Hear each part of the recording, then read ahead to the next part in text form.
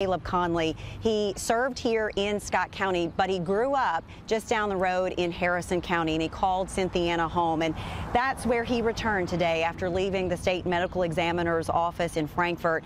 Despite working in Georgetown, people in his hometown knew of his work and they knew of his service well. And WKYT's Phil Pendleton was able to talk to some of his friends there in Cynthiana as they honored Deputy Conley along that procession route that brought him home.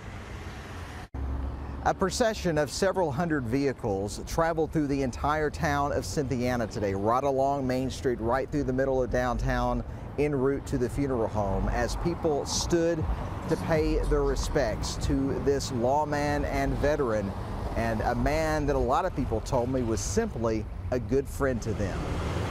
People lined both sides of the street heading into Cynthiana, waiting for several hours before the procession came through Cynthiana. Allison Ellington was one of them. She and others saying Conley had a big impact on many in the small town. I can't think of a single person who probably didn't know Caleb. He was a very special person to a lot of people in this town.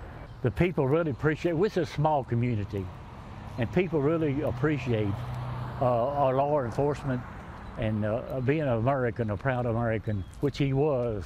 He really liked, you couldn't find a person that would say anything bad about Caleb.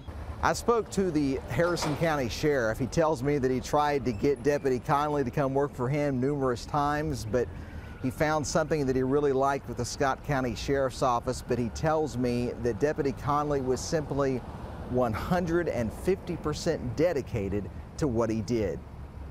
In Harrison County, Phil Pendleton, WKYT.